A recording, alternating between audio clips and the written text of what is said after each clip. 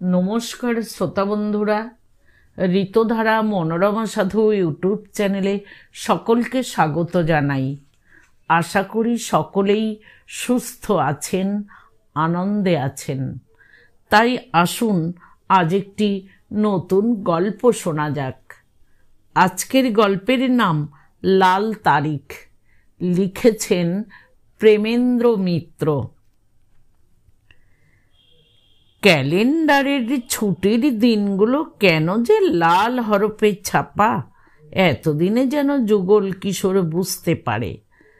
কালো কাজের তারিখগুলো তার ভেতর হঠাৎ যেন কয়েকটা দিন পুষ্পিত হয়ে উঠছে আনন্দে। যুগল থেকে থেকে সেই ক্যালেন্ডারের দিকে চায়, চোখ সেখান থেকে ফেরাতে পারে না। আর একটা লাইন পার হলেই ছুটির রঙিন দিনের সারি।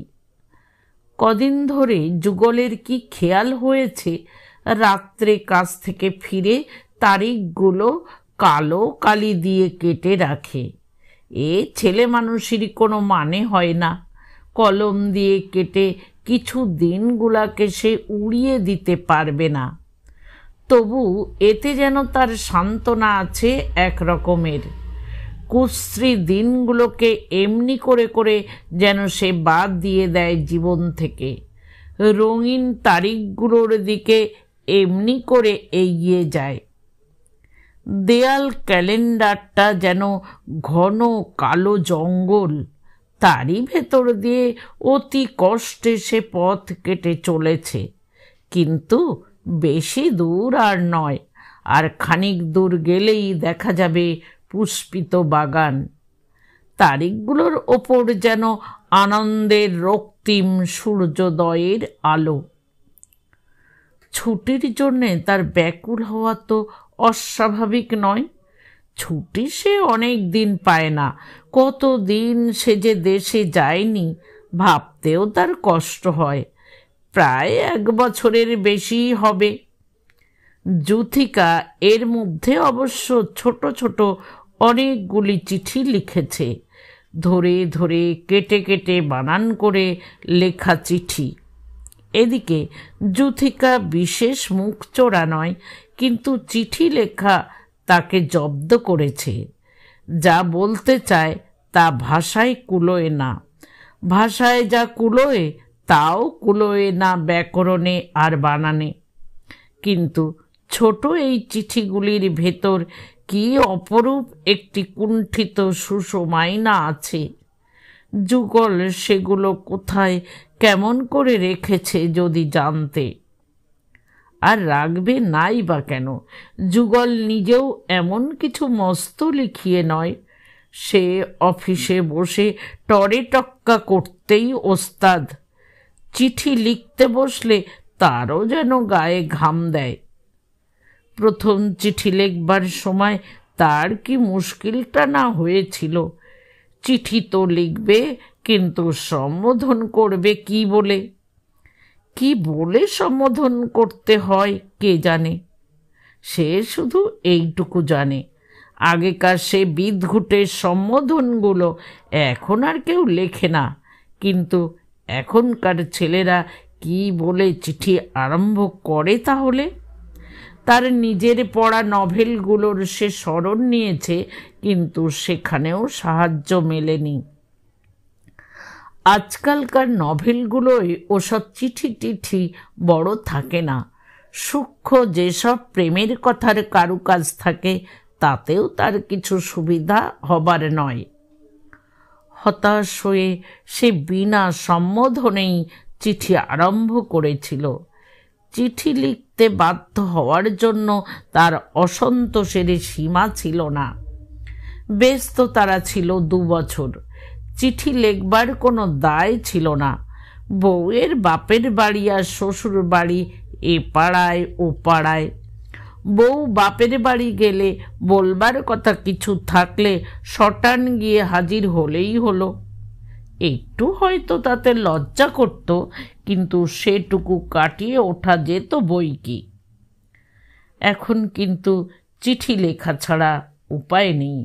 এ পাড়া ও পাড়া নয়, একেবারে 200 মাইল বুঝি তফাত। ইচ্ছা করলেও হট করে যাওয়া যাবে না। চিঠি লিখেই এখন কোনো রকমে আলাপের স্বাদ মেটাতে হবে। বউ আসবার আগে সেই কথাই বলে দিয়েছিল বারবার করে, কি গো, চিঠি দেবে তো? কত দূরে যাচ্ছ বলো দেখি, রোজ চিঠি না পেলে কিন্তু থাকতে পারবো না। যুগল ঠাট্টা করে বলেছিল, চিঠি কেন, রোজ টেলিগ্রাম করবো ক্ষণ। কিন্তু ঠাট্টা করবার সে সময় নয়। বউয়ের চোখ তখন জলে ভরে এসেছে। 2 বছরের মধ্যে এই তাদের প্রথম সত্যিকার ছাড়াছাড়ি। আর ছাড়াছাড়ি 1-8 দিনের নয়, কতদিন বাদে যে যুগল ফিরবে তা কে জানে। এ পাড়ায় ও পাড়ায় বাপের বাড়ি শ্বশুর বাড়ি, তাইতেই প্রত্যেকবার ছাড়াছাড়ির সময় তারা কি কাণ্ডটা করেছে। আর এ হলো সত্যিকারের বিচ্ছেদ। যুগল তাড়াতাড়ি বলেছে, চিঠি দেব গো দেব, কিন্তু তোমারও দেওয়া চাই। বউ মাথা নেড়ে সায় দিয়েছে। তারপর কথা আর তাদের বেশি হয়নি। কথা কইবার কি এমন আছে? কথা দিয়ে বেদনাকে চাপা দিতে তারা শেখেনি, সে বয়স তাদের নয়।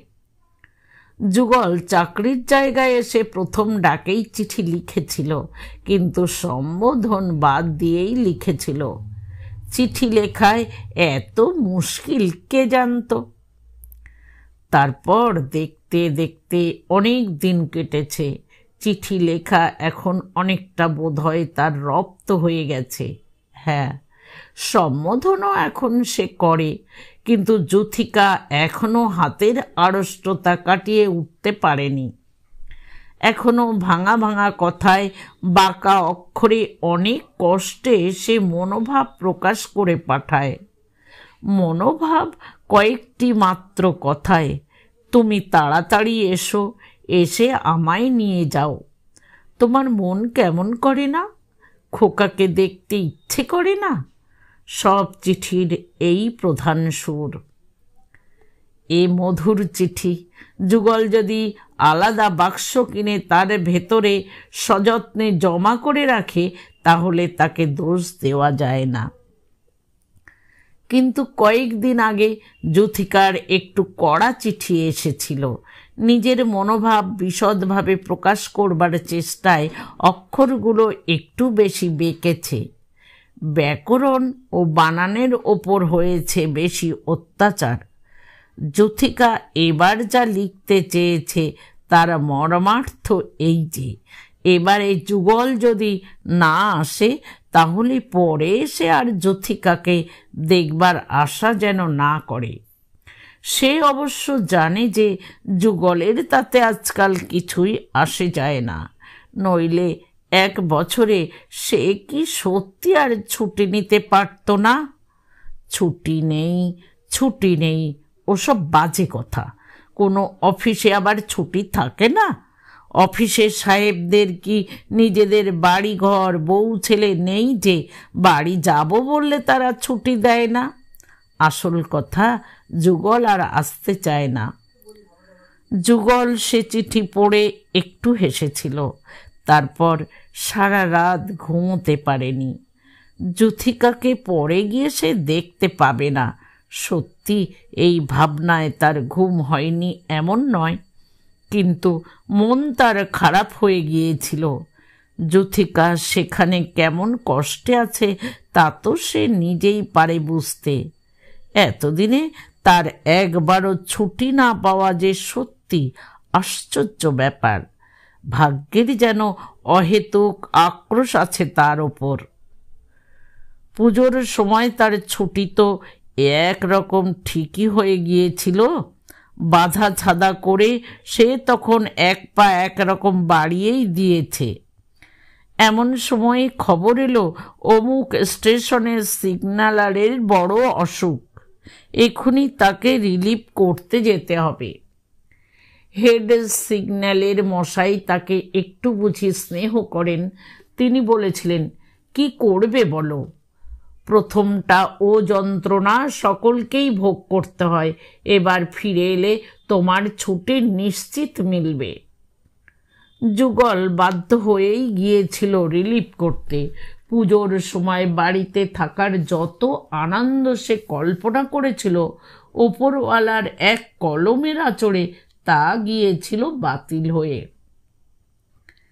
তারপর ফিরে এসেও ছুটি যুগল পায়নি। আজ এটা কাল ওটা, এদিকে লাইন হ্যাঙ্গাম লেগেই আছে। সময় খারাপ বলে লোকজনও কম। যুগলের ছুটির পথে নানান বাধা এসে দেখা দিয়েছে। হতাশ হয়ে যুগলের মনে হয়েছে এখন সেবার যুথিকাকে সঙ্গে সে নিয়ে এলেই পারত। রিলিভিংয়ের কাজ, আজ এখানে কাল সেখানে ছুটে বেড়াতে হয়। এর ভেতর যুথিকার কষ্ট হবে ভেবেই সে আনেনি, কিন্তু এ কষ্টের তুলনায় সে কষ্ট তো কিছুই নয়। যুথিকা ছেলে মানুষ, এখনো একলা সংসার করতে হয়তো পারবে না, এ কথাও তার মনে হয়েছিল। কিন্তু এখন অন্য কথা মনে হয়। সংসার না হয় ভালো করে নাই করতে পারত তারা, ভুলচুক না হয় একটু আধটু হতোই, তাতেই বা ক্ষতি ছিল কি? এমন করে আদমরা হয়ে বেঁচে থাকার চেয়ে সে তো ভালো। শুধু ভালো কেন, সেও তো সত্যি মধুর। এমনি মধুর সংসার যাত্রা সে যে পাশেই দেখতে পাচ্ছে। বুকিং ক্লার্ক অবিনাশ বাবুর স্ত্রীর বয়সও যুথিকার চেয়ে বেশি হবে না। রেলওয়ে কোয়ার্টারের একটি অংশ নিয়ে কিন্তু তারা তো দিব্যি আছে। তাদের আনন্দ ছোট বাড়িটি ছাপিয়েও মাঝে মাঝে উপচে পড়ে। যুগল বাইরে থেকেই তার স্বাদ পায়। অবিনাশবাবুর হাতের আঙুলে ব্যান্ডেজ বাঁধা। কি হলো মশাই? আর মশাই, কুটনো কুটতে গিয়ে এই কাণ্ড। কুটনো কুটতে গিয়ে? তারপর জিজ্ঞেস করে জানা যায় বউয়ের রান্নার অপ্রিয় সমালোচনা করে অবিনাশবাবু বিপদে পড়েছিলেন। তারপর আত্মসম্মান বজায় রাখবার জন্যে গিয়েছিলেন নিজের বিদ্যার প্রমাণ দিতে। সে চেষ্টার সূত্রপাতেই এই রক্তারক্তি। অবিনাশবাবু আঙুল কাটার দুর্ঘটনার জন্য বউয়ের ওপর চটে বলেন, এসব আনাড়ি মেয়ে ছেলে নিয়ে সংসার করা ঝকমারি মশাই, আপনি বেশ আছেন। কিন্তু তার মুখ দেখে মনে হয় না তিনি কারুর সঙ্গে স্থান পরিবর্তন করতে প্রস্তুত। যুগলও এবার তাই ঠিক করেছে যুথিকাকে সে নিয়েই আসবে। তাদের আর কি হাঙ্গামা, একটা ছেলে মাত্র, তার জন্যে এদেশের একটা দায় রাখলেই চলবে। আর চেষ্টা করলে পিসিমাকেও হয়তো আসতে রাজি করানো যেতে পারে। কিন্তু এই আনতে যাবার ফুরসতটুকুও তার এতদিন হয়নি। ছুটির দরখাস্ত তার কেবলই চাপা পড়ে গেছে। আর যুগলের কাছে প্রবাসের এই শহর বিষ হয়ে উঠেছে। মনের দুঃখে সে যুথিকাকে চিঠি পর্যন্ত লেখেনি। কি হবে চিঠি লিখে যুথিকাকে মিথ্যা আশা দিয়ে? এমন চিঠি লেখার একটা যন্ত্রণা। মনের এই অবস্থার ভেতর যুথিকার এই চিঠি এসে হাজির। যুগল তার পরদিন মনে মনে অনেক কিছুই ভেবে নিয়ে গিয়েছিল কাজে। এবার সে একটা দুঃসাহসী কিছু করে বসবে। না, চাকরি ছাড়া নয়, সে কথা যুগল অবশ্য কল্পনা করতেই পারে না। কিন্তু হঠাৎ সিকলিভ নিয়ে একবার সরে পড়লে কি হয়? ধরা সে নাও পড়তে পারে। যুগল সেই ভয়ানক দুঃসাহসের জন্যই শক্তি সঞ্চয় করবার চেষ্টা করছিল। এমন সময় বড়বাবু তাকে ডেকে পাঠিয়েছিলেন। বড়বাবুর ঘর থেকে যুগল বেরিয়েছিল অভিভূতের মতো। তার অভিভূত হওয়ার আর অপরাধ কি?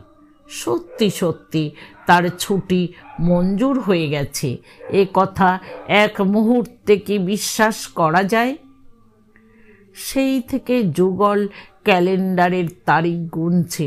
বেশি দিন আর নয়, তার কালির ঢেরা ক্রমশই চলেছে এগিয়ে ক্যালেন্ডারের ওপর দিয়ে। আর একটা সারি পার হলেই হয়। যুগলের ছেলে মানুষের আর অন্ত নেই। আর দুদিন তার আর সবুর সয়নি। সকাল না হতেই লোভ না সামলাতে পেরে সে ঢেরা কেটে দিয়েছে। সন্ধ্যাবেলা যখন কাটতেই হবে, তখন সকালেই সে কাজটা সেরে রাখলে দোষ কি? সকাল যখন হয়েছে তখন দিন তো কাটবেই। যুগল প্রথম আনন্দের উচ্ছ্বাসে যুথিকাকে লম্বা চিঠি লিখতে বসেছিল, কিন্তু সে চিঠি তারপর সে ছিঁড়ে ফেলেছে। চিঠি দিয়ে কি হবে? দুদিন বাদে সে তো নিজেই সশরীরে হাজির হবে। হাজির হয়ে চমকে দেবে একেবারে যুথিকাকে। ভাবনার অমন পুরস্কার যখন মিলবেই, তখন ভাবুক না সে দিন কতক। যুথিকা কিরকম যে অবাক হবে, শুয়ে শুয়ে যুগল তাই ভেবেছে অনেক রাত পর্যন্ত। কথাবার্তা নেই। হঠাৎ বাড়ির দরজায় সন্ধ্যায় গাড়ির আওয়াজ। গাড়ির আওয়াজ তাদের রাস্তায় অবশ্য একটু আশ্চর্য ব্যাপার। তাদের বাড়ি গ্রামের এক টেরে, একেবারে পিয়ালি নদীর ওপরে। রাত দিন লগি বেয়ে সালতি যায় সে নদীর ওপর দিয়ে। বজরা যায় কখনো সখনো। বর্ষায় ভরা জোয়ার, কিন্তু তাদের রাস্তায় ঘোড়ার গাড়ি আসে খুবই কম। ঘোড়ার গাড়ি তাদের গ্রামে কটাই বা আছে? কিন্তু যুথিকা হয়তো সে শব্দ লক্ষ্য নাও করতে পারে। সে হয়তো তখন খোকাকে ঘুম পাড়াতে ব্যস্ত। খোকা যেরকম দুষ্টু হয়েছে শোনা গেছে, তাকে ঘুম পাড়ানো তো সোজা ব্যাপার নয়। হয়তো যুথিকা তার বিছানার পাশেই পড়েছে একটু ঘুমিয়ে। সে যা ঘুম কাতুরে। এই ঘুমের জন্য একটু আধটু গঞ্জনা গোড়া থেকেই তো তাকে সইতে হয়েছে। যুগলই তাকে ঠাট্টা করে বলেছে কতবার, দেখো দাঁড়িয়ে দাঁড়িয়ে যেন ঘুমিও না। তারপর দুজনে মিলে হাসছে। না, যুথিকা হয়তো সত্যি ঘুমিয়ে পড়েছে, কোনো গাড়ির শব্দ সে শোনেনি। আস্তে আস্তে যুগল গিয়ে ঢুকবে বাড়িতে। পিসিমা অবাক হবেন। ও মা, তুই? কদিন খবর না পেয়ে আমি ভেবে মরছি, আসবার আগে একটা খবরও দিতে নেই। কিন্তু পিসিমা তো আর হইচই করবেন না এ নিয়ে। যুথিকা হয়তো তখনও ঘুমোচ্ছে। তারপর পিসিমা বলবেন, দেখো তো টুনি, বৌমা কি করছে? টুনি যুগলের ছোট বোন। বৌদিকে নইলে তার চলেও না, আবার বেশিক্ষণ বনেও না। সে এ সুযোগ ছাড়বে না। বৌদি তো খোকার সঙ্গে শুয়ে ঘুমোচ্ছে। পিসিমা অবাক হয়ে বলবেন, দেখেছ কাণ্ড, সমস্ত দুপুর তো দরজায় খিল দিয়ে ঘুমিয়েছে, আবার এই সন্ধেবেলায় ঘুম। যা, ডেকে দিকে যা, কিশোরকে মুখ হাত ধোবার জল দিক। কিন্তু টুনির কথা নিশ্চয়ই যুথিকা বিশ্বাস করতে পারে না। টুনি তার সঙ্গে ঠাট্টা করতে আসে। আস্পর্ধা দিন দিন বাড়ছে তার। দাঁড়াও, এবার সে পিসিমাকে দেবে বলে। যুথিকার আসবার নাম নেই। ঘরের ভেতর শোনা যাচ্ছে মৃদু কণ্ঠে ঝগড়া। টুনি বলছে, বাহ, আমি মিঠে কথা বলছি নাকি? দেখো না দাদা এসেছে কি না।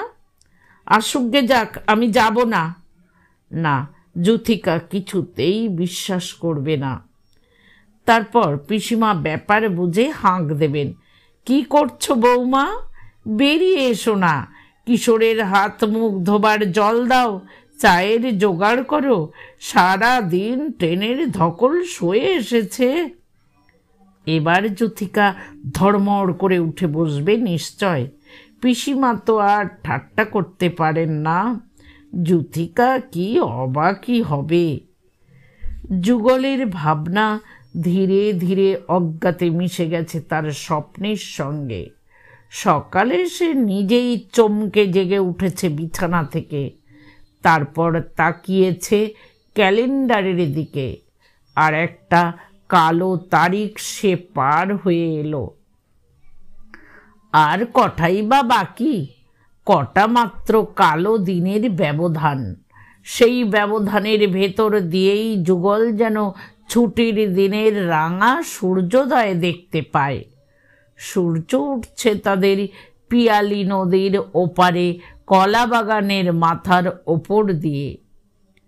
খিড়কির দরজা দিয়ে সে ধারে বেরিয়ে এসে তারা একদিন ভোরে সে সূর্যোদয় সত্যি দেখেছিল। তাদের বাড়ির ভেতর থেকে পিয়ালি দেখা যায় না বলে সেদিন যুথিকার কি দুঃখ। বলেছিল, আমাদের দোতলায় একটা ঘর থাকলে বেশ হয়, জানলা দিয়ে কেমন তাহলে রোজ নদী দেখি। যুগল সেদিন হেসে বলেছিল, আহা কি তোমার নদী, হেঁটেই পার হওয়া যায়।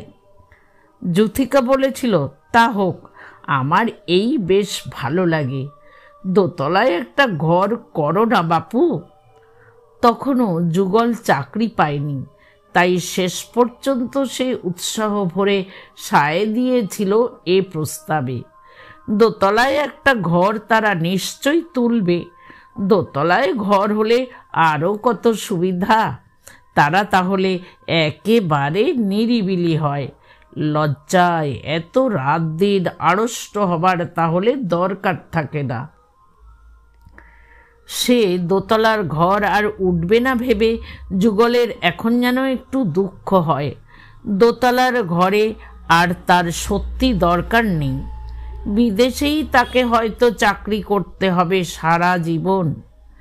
পিসিমাকে সঙ্গে নিয়ে এলে দেশের বাড়িঘর দেখবারই তো লোক থাকবে না। চাকরিতে কায়েমি হয়ে বিদেশেই কোথাও তাকে সংসার পাততে হবে দীর্ঘদিনের জন্যে। তখন আর দেশের বাড়ির সঙ্গে কোনো যোগই হয়তো সে রাখতে পারবে না। আর এই জন্যেই তার দুঃখ। যুগল ভেতরে ভেতরে একটু ঘর কোনো বাধ্য হয়ে তাকে চাকরির জন্যে বিদেশে আসতে হয়েছে। কিন্তু বিদেশ তার ভালো লাগে না। যে ছোট শহরটিতে সে আছে তার চারিধারে নীল পাহাড়, তার পাশ দিয়ে পরিচ্ছন্ন একটিও বালু নদী বয়ে যায়। কিন্তু এসব সৌন্দর্য যুগলের ভালো লাগে না। কেমন যেন শুকনো মনে হয়, কেমন রুক্ষ। শুধু যে যুথিকার অভাবেই ভালো লাগে না তা নয়, তার কারণ আলাদাও আছে। তার মন সব দিক দিয়েই একনিষ্ঠ। তার মন আগেই বাধা পড়ে গেছে। বাধা পড়ে গেছে সেই ছোট একটুখানি গ্রামের প্রেমে। সেই গ্রামটিতে থাকতে পেলেই সে সবচেয়ে খুশি হতো। কেন সে খুশি হতো তা সে অবশ্য বুঝিয়ে বলতে পারবে না জিজ্ঞাসা করলে। বুঝিয়ে বলবার ক্ষমতা তার নেই। শুধু সে জানে সে গ্রামের কথা ভাবতেই তার ভালো লাগে। পিয়ালি নদীর ওপর দিয়ে হয়তো ভাটায় হেঁটেই পার হওয়া যায়। তা যাক, সে নদী দেখবার জন্য যুথিকার কথায় সে দোতলায় ঘর তুলতেও প্রস্তুত। কিন্তু তার হবে না। হবে না যখন, তখন এ নিয়ে বৃথা আফসোস করেও লাভ নেই। যুগলের আকাঙ্ক্ষা পরিমিত।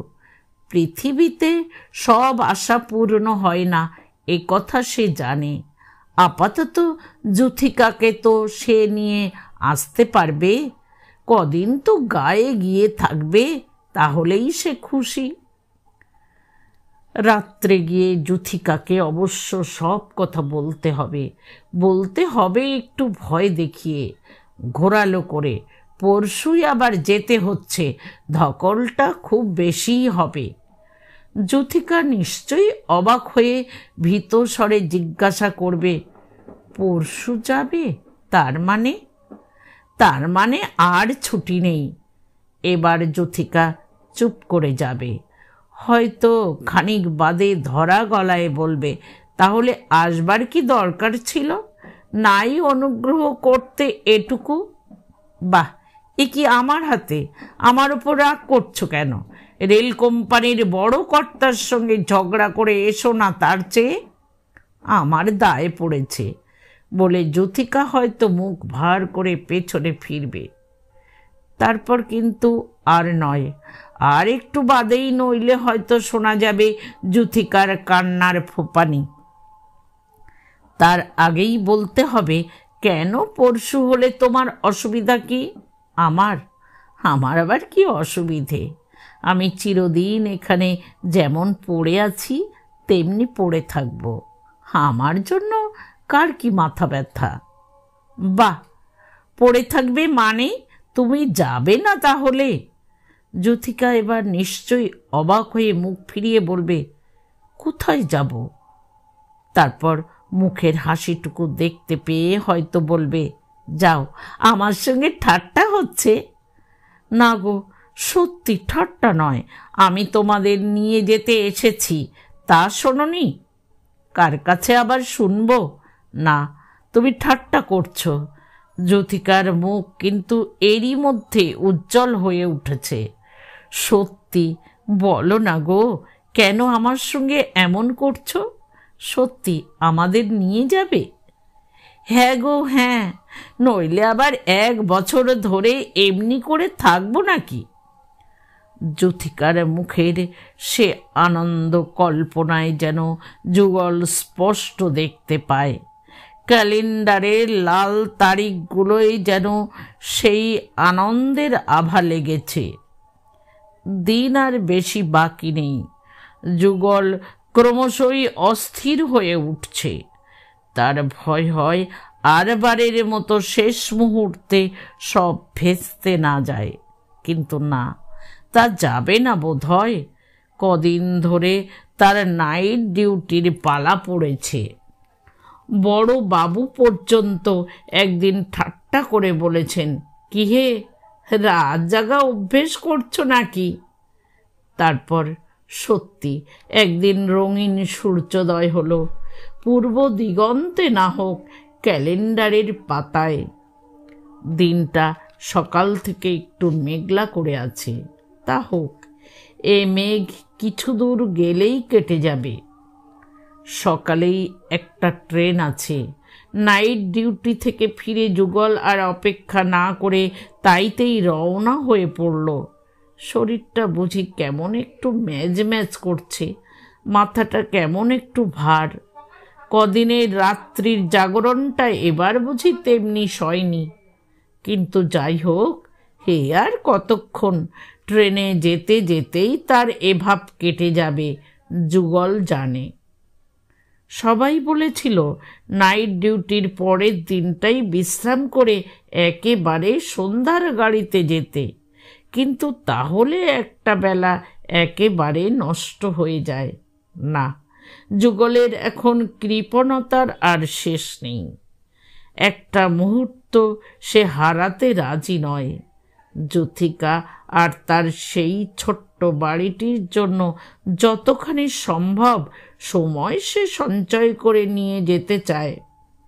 তাছাড়া রাত্রে গেলে গ্রামে পৌঁছবে সকালবেলা। যুথিকাকে অবাক হয়ে দেওয়া তাহলে বুঝি আর হবে না। রাত্রি জাগরণের পর দিনে ট্রেনের ধকল, শরীরটা বোধহয় একটু খারাপ হবে। ট্রেনে ওঠার পর থেকে অন্তত সে ভালো বোধ করছে না। শীত শীত করছে একটু বেশি, মাথাটার একটু যন্ত্রণা হচ্ছে। বেলা হলে অবশ্য এসব থাকবে না, কোনো রকমে হয়তো একটু ঠান্ডা লেগে গেছে। যা শীত এবার, তার উপর আবার মেঘলা। নিজের দিকে সার্সি টার্সি তুলে দিয়ে যুগল বেশ মুড়ি সুড়ি দিয়ে বসে একটা স্টেশনে ভালো করে চা খেয়ে নেয়। এইবার বোধহয় একটু আরাম বোধ হচ্ছে। এই রকম করে এই কটি ঘন্টা কাটিয়ে দিতে পারলেই হলো। তার পরের কথা মনে করতেই তার বুকের ভেতরটা কেমন করে ওঠে। হ্যাঁ, যুগল কিশোর এখনো অত্যন্ত ছেলে মানুষ, সে অত্যন্ত সাধারণ। এত সামান্য জিনিস এমন অপূর্ব আনন্দের ঢেউ তোলে তার মনে। স্টেশন থেকে বেরিয়ে তাদের গ্রামের রাস্তায় এসে নেমেছে। ভাবতেই তার মন স্নিগ্ধ হয়ে যায়। দুধারে শূন্য ধানের ক্ষেত। এতদিনে চাষিদের সব ধান কাটা হয়ে গেছে। তার মাঝখান দিয়ে উঁচু কাঁচা রাস্তা চলে গেছে। ঘোড়ার গাড়ির দরজার ফাঁক দিয়ে দেখা যাবে রেলের লাইন অর্ধবৃত্তাকার রেখায় পূর্বের বিশাল প্রান্তরকে দ্বিখণ্ডিত করে দূরের নারিকেল কুঞ্জের ভেতর দিয়ে দিগন্তে মিশে গেছে। ঘোড়ার গাড়িতে বেশি দূর যেতে না যেতেই ট্রেন সে নারিকেল কুঞ্জের ভেতর দিয়ে পিয়ালি নদীর পোল পার হয়ে যাবে। পিয়ালি নদীর পোল সেখান থেকে দেখা যায় না, কিন্তু ট্রেনের ভারী আওয়াজ থেকেই তার অবস্থানটা বুঝতে পারা যাবে। ছেলেবেলা রাত্রে তারা কতদিন বাড়ি থেকে এই ট্রেনের আওয়াজের জন্যে কান পেতে থাকতো। এই তাদের একটা খেলা ছিল। ট্রেন কখন পোলের ওপর দিয়ে যায় আওয়াজ দিয়ে তাই বোঝা। অন্ধকারের ভেতর সে আওয়াজ কি রহস্যময় না মনে হতো। রেলগাড়ি তখন একটা বিস্ময়কর। সেই রেলগাড়ির সমস্ত ভয়ঙ্কর রহস্য যেন এ শব্দে মুখর হয়ে উঠত।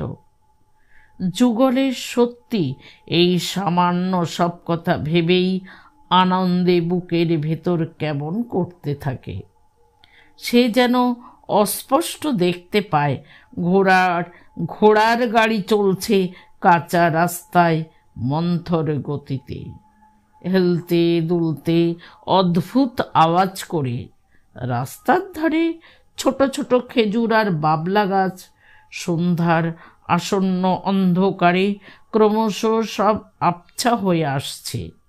স্টেশনের পথে লোক নেই এমন সময়। একটি দুটি চাষি হয়তো চলেছে রেলের ওপারে খেজুর ডোবা গায়ে। কিন্তু বাদলাটা যে সত্যি কাটল না তার আশা ছিল। ট্রেন কিছু দূর গেলেই পরিষ্কার আকাশ দেখা দেবে, কিন্তু তার বদলে ক্রমশই যেন মেঘ ঘন হয়ে আসছে বলে মনে হচ্ছে। কেমন একটা বিশ্রী কুয়াশায় সব ঢেকে আছে। শীতের দিনের এ বাদলা বড় কষ্টকর। সঙ্গে সঙ্গে তার শরীরটাও যেন বড় বেশি খারাপ মনে হচ্ছে। গায়ের উত্তাপ যেন বেড়েছে। পিঠের শিরোদাঁড়াটা কনকন করছে। মাথাটারও রীতিমতো যন্ত্রণা আরম্ভ হয়েছে। শেষকালে সত্যি জ্বর হবে না তো? না, জ্বর তার শুধু শুধু হবে কেন? তার জ্বরটর বড় একটা হয় না। এটা কীরকম? একটু ঠান্ডা লেগে গেছে।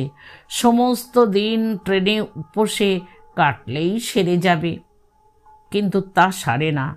খানিক বাদে যুগলকে একটু শোবার চেষ্টা করতেই হয় ট্রেনের বেঞ্চিতে জায়গা করে।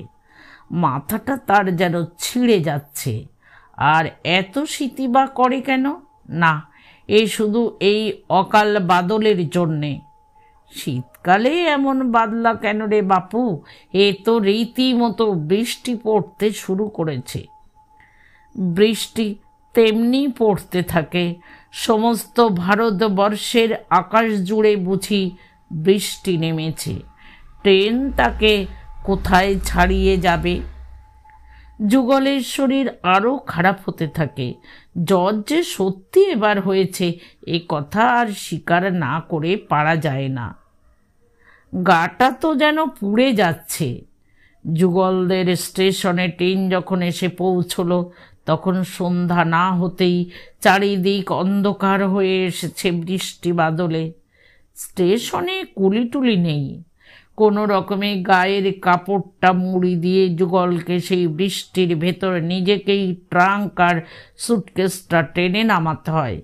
কি ভাগ্যি এবারে যুথিকাকে নিয়ে যাবে বলে বেশি জিনিস তাকে আনতে হয়নি। ট্রেন থেকে তো নামা গেল, কিন্তু তারপর গাড়ির কি হবে? খোঁজ করে জানা যায় এখানে বৃষ্টি হচ্ছে দুদিন ধরে। কাঁচা রাস্তা ভয়ানক খারাপ হয়ে গেছে, তার ওপর দিয়ে গাড়ি চলে না। সেই জন্যে কোনো গাড়ি স্টেশনে আসেনি। কোনো রকমে একটা লোক সংগ্রহ করে তার মাথায় মোট চাপিয়ে হেঁটেই যুগলকে রওনা হতে হয়। একটা ছাতা পর্যন্ত তার সঙ্গে নেই। শীতের দিনের ট্রেনে আর ছাতা কে সঙ্গে নেয়? বৃষ্টির জল তার গায়ের কাপড় ভেদ করে ভেতর পর্যন্ত ভিজিয়ে দিয়েছে ইতিমধ্যেই। বাড়ি পর্যন্ত যেতে যেতে বোধহয় নাইয়ে দেবে। শীতে আর জ্বরে এরই মধ্যে তার দারুণ কাঁপুনি শুরু হয়েছে। কাঁচা রাস্তার প্যাচপ্যাচে ঘন কাদা, জুতো আছে পায়ে, টেনে তোলাই দায়। কোনো রকম যুগল এরই ভেতরে বাড়িতে গিয়ে হাজির হলো। বৃষ্টির ভেতর বাইরে দাঁড়িয়ে অনেকক্ষণ ডাকাডাকির পর পিসিমা নিজেই এসে দরজা খোলেন। ও মা, তুই? আমি ভাবছি বৃষ্টির ভেতর কে ডাকে বাপু সন্ধ্যাবেলায়। কিন্তু যুগলের তখন আর কথা বলবার ক্ষমতা নেই। কোনো রকমে ঘরের ভেতরে পৌঁছে জামা কাপড় ছাড়তে ছাড়তে সে ক্ষীণভাবে বললে, একটা বিছানা করে দাও তাড়াতাড়ি পিসিমা, বড্ড জ্বর, দাঁড়াতে পারছি না। ও মা, সে কি রে, তুইও জ্বর নিয়ে এলি? এদিকে বৌমারও যে দুদিন ধরে জ্বর। কি কাণ্ড বাপু! যা তুই মাঝের ঘরে গিয়ে শুয়ে পড় ততক্ষণ। পিসিমা ব্যস্ত হয়ে ওঠেন। যুথিকারও জ্বর। মাঝের ঘরে যেতে যেতে যুগলের মনটা কি দমে যায়? না, মন দমবার কি আছে? সে জানে কালকেই না হয় পরশু সব ঠিক হয়ে যাবে, আবার সব ভালো লাগবে যেমনটি সে ভেবেছে।